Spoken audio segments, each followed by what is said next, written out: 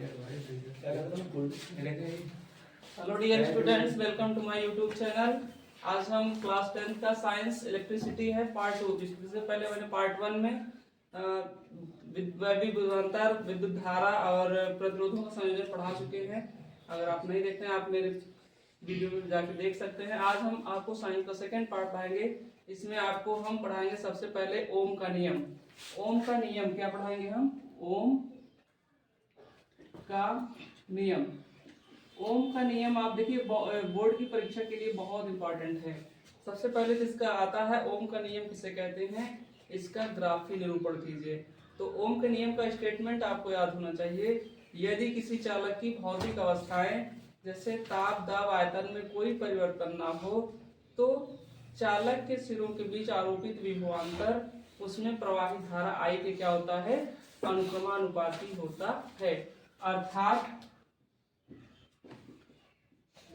V proportional क्या होता है, I। ठीक, स्टेटमेंट आपको एक बार कंसंट्रेशन होकर सुनना है, उसके बाद याद हो जाएगा। यदि किसी, मान लीजिए हमारे कोई भौतिक चालक है, अगर इसकी भौतिक अवस्था जैसे ताप, दाब, आयतन, लंबाई, इसमें कोई परिवर्तन ना किया जाए तो इसके सिरों के बीच आरोपित विभवांतर इसमें प्रवाहित धारा I के क्या होगा, अनुक्रमानुपाती होता है। तो V प्रोपोर्शनल I या V प्रोपोर्शनल चिन्ह हटाते हैं तो एक कांस्टेंट का गुणा करते हैं, या R बराबर क्या हो जाएगा, V अपॉन I, जहां R क्या है, एक अनुक्रमानुपाती नियतांक है। जहां कैपिटल R एक अनुक्रमानुपाती नियतांक है जिसे चालक का प्रतिरोध कहते हैं। जिसे क्या कहते हैं, चालक का प्रतिरोध कहते हैं।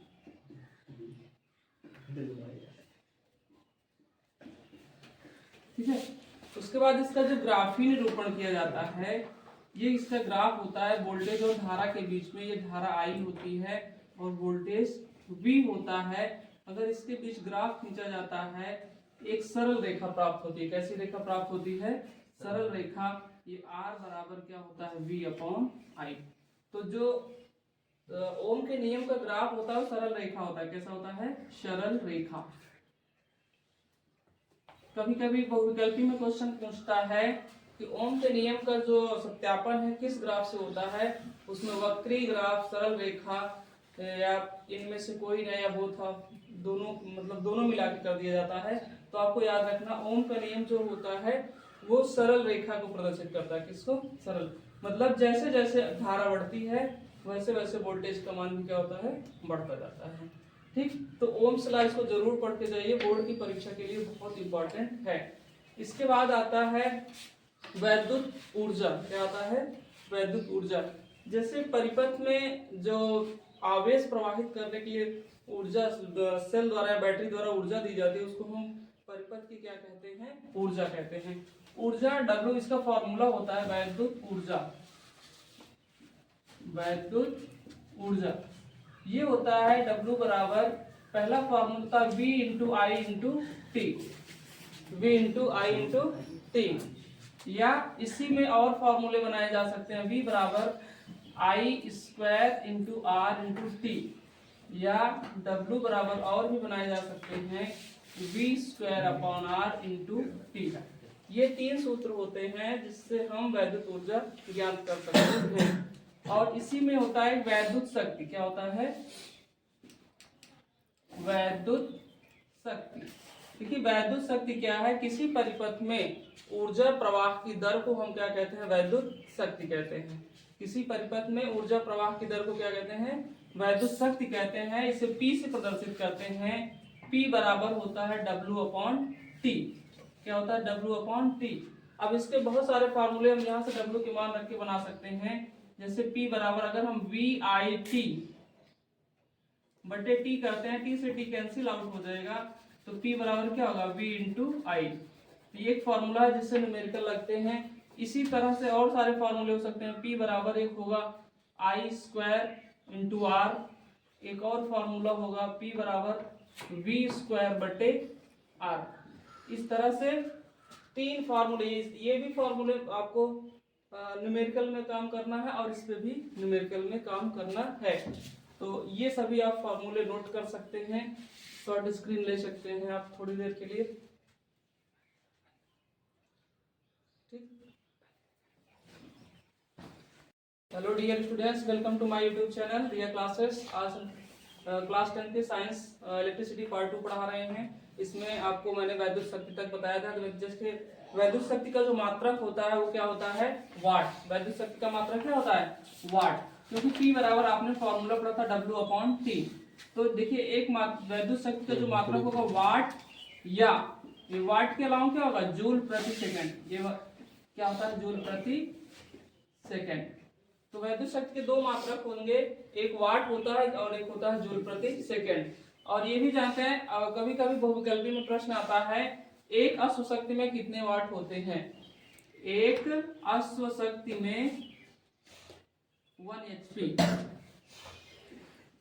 एक अश्वशक्ति में कितने वाट होते हैं, 746 वाट। कितने वाट होते हैं, 746 वाट होते हैं। इस चीज को आप याद रखिएगा, क्योंकि ये डायरेक्ट बहुविकल्पी में प्रश्न आएगा। अगर 1 किलोवाट कहेगा तो 1 किलोवाट में 1000 वाट होता है। 1 मेगावाट कहता है तो 10 की घात 6 कर देंगे। इसी तरह से बढ़ता जाता है, इससे ज्यादा नहीं पूछता है। फिर इसमें आता है 1 किलोवाट घंटा क्या होता है, या 1 यूनिट ऊर्जा क्या होती है। देखिए जो बड़े स्तर पर ऊर्जा मापने की इकाई होती है उसको यूनिट बोलते हैं। क्या बोलते हैं, जैसे आपके घरों में जो इलेक्ट्रिक मीटर लगे होते हैं, जो उसमें ऊर्जा का मापन किया जाता है, किससे किया जाता है, यूनिट्स में किया जाता है। क्योंकि आपको जब बिल भी निकालने आते हैं तो यूनिट्स के हिसाब से निकालते हैं। तो एक यूनिट ऊर्जा जो होती है, एक यूनिट ऊर्जा जो होती है वो होती है वाट गुणे घंटा गुणे दिन बटे 1000। ये फॉर्मूला होता है जिससे आप किसी परिपथ में वह शक्ति या ऊर्जा निकाल सकते हैं। तो इसके बाद 1 किलोवाट घंटा में कितने जूल ऊर्जा होते हैं, ये भी आता है। 1 किलोवाट घंटा बराबर, देखिए 1 किलोवाट मतलब 1000 वाट गुणे एक घंटे में कितने सेकंड होते हैं, 3600 सेकंड। इन सबको कर देंगे 3650 हो जाएगा। इसको हम 3.6 गुणे 10 की घात कितने लिख सकते हैं, 6। ये भी क्वेश्चन कई बार आया है कि 1 किलोवाट घंटा कितने ऊर्जा के बराबर होती है, कितने जूल ऊर्जा के बराबर होती है। चाहे बहुविकल्पी में दे सकता है या एक नंबर में आपको लगाने के लिए दे सकता है। तो 1 किलोवाट घंटा बराबर होता है, देखिए 1 किलोवाट मतलब 1000 वाट। एक घंटे में जो सेकंड होता है वो 3600 सेकंड होता है। गुणा कर देंगे, देखिए ये 2 जीरो और 5 जीरो हो जाएगा, 36 एकम 36। तो इसका घातांक में बदल देंगे, क्योंकि 5 6 दशमलव यहाँ पे लगा रहे हैं, तो 10 की घात कितना हो जाएगा, 6। तो 3.6 गुणे 10 की घात 6 जूल। तो ये होता है शक्ति का मात्रक। ये दोनों इंपॉर्टेंट है आपकी परीक्षा के लिए, क्योंकि सीधे क्वेश्चन अश्वशक्ति से भी पूछा जा सकता है। और यूनिट को आपको वाट दे दिया, कितने समय तक यूज किया, इसके लिए आपको यूनिट संख्या ज्ञात करने के लिए दे सकता है। या 1 किलोवाट घंटे में कितनी ऊर्जा होती है, ये भी आपसे पूछ सकता है।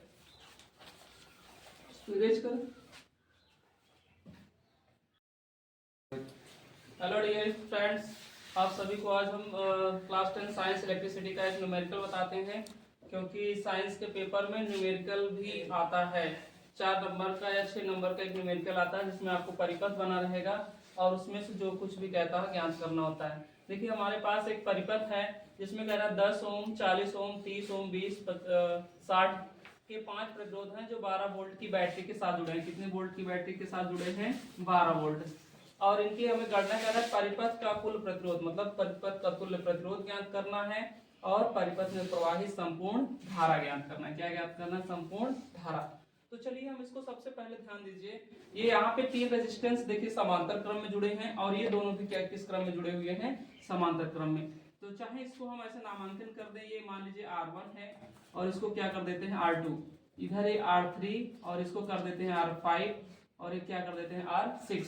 तो सबसे पहले हम R1 और R2 को किस क्रम में जोड़ देते हैं, समांतर क्रम में। यहाँ पे लिखेंगे R1 व R2 समांतर क्रम में। किस क्रम में है, समांतर क्रम में है। इसलिए इनका जो समांतर क्रम में आप जानते हैं 1/r बराबर 1/r1 प्लस 1/r2 प्लस 1 जितने भी जाएंगे एक बटे में जुड़ते चले जाएंगे। तो यहाँ 1/r डैश बराबर 1/r1 प्लस 1/r2 हो जाएगा। तो 1/r डैश बराबर हो जाएगा 1/10 प्लस 1/40। 10 और 40 का एलसीएम कितना हो जाएगा? बराबर ये 40 एलसीएम हो जाएगा 10 + 40 ये 4 हो जाएगा प्लस 1, तो 4 1 5 बटे कितना हो जाएगा 40। इसको काट दीजिए, 5 × 5 5 8 40, तो कितना आ जाएगा 1/8। तो r डैश बराबर कितना हो जाएगा 8 ओम। ठीक, कितना आ जाएगा? देखिए इन दोनों को जो जोड़ने पर कितना आया 8 ओम। अब हम R3 R4 R5 R6 को क्या करेंगे, R6 को क्या करेंगे जोड़ देंगे। ठीक, तो इसमें देखिए R4 है और एक क्या हो जाएगा R5। तो यहाँ से हम इन तीनों का यहाँ लिखेंगे R3, R4 व R5 भी समांतर क्रम में है, भी समांतर क्रम में है। इसलिए इनका भी देखिए 1 देखिए उसको r डैश निकाले थे, यहाँ r डबल डैश कर लेते हैं 1/r3 plus 1/r4 plus 1/r5। ये तीनों देखिए जो 30 20 और 60 तीनों को रख लेते हैं 1/30 प्लस 1/20 प्लस 1/60। तीनों का एलसीएम कितना हो जाएगा 60। और देखो 30 से 60 में भाग देंगे, 30 दूना 60, यहाँ 2 एकम 2, 20 यहाँ 60 मतलब 3 एकम 3, 60 एकम 60 मतलब 1 हो जाएगा, 3 2 5 1 6/60, 6 एकम 6 6 दहम 60, कितना हो जाएगा 1/r डैश डबल डैश। देखिए यहाँ पे r डबल डैश की वैल्यू देखें तो कितना हो जाएगा 10 ओम। कितना हो जाएगा 10 ओम। देखिए इन दोनों का तुल्य प्रतिरोध कितना आया है 8, इन तीनों का कितना आया है 10। अब ये दोनों मिलकर श्रेणी क्रम बना लेंगे। क्या बना लेंगे? श्रेणी क्रम। तो अब देखेंगे चूंकि r डैश व r डबल डैश श्रेणी क्रम में होंगे, श्रेणी क्रम में है, इसलिए परिपथ का तुल्य प्रतिरोध, परिपथ का तुल्य या कुल कह लीजिए क्योंकि कुल भी कहा है, कुल प्रतिरोध। तो परिपथ का कुल प्रतिरोध होगा R बराबर R dash plus R double dash. देखिए R डैश कितना हमारा है 8 ओम, कितना आया है 8 ओम प्लस और इन तीनों का कितना है 10 ओम, तो 10 8 कितना हो जाएगा 18। ये हो जाएगा परिपथ का कुल प्रतिरोध। देखिए यहाँ पे दो ये जुड़े थे, तीन पहले दोनों इन दोनों को समांतर, फिर इन तीनों को समांतर, फिर इसका जो तुल्य आएगा इसका दोनों किस क्रम में हो जाएंगे श्रेणी, और उनको श्रेणी में जोड़ देंगे। तो इस तरह से हमारा जो परिपथ का तुल्य प्रतिरोध आएगा वो कितना आ जाएगा 18 ओम आ जाएगा। अब दूसरा हमें जो ज्ञात करना है इसमें परिपथ में प्रवाहित धारा। अब ओम का नियम यहाँ पे लग जाएगा क्योंकि होता है I बराबर क्या होता है परिपथ में प्रवाहित धारा, परिपथ में प्रवाहित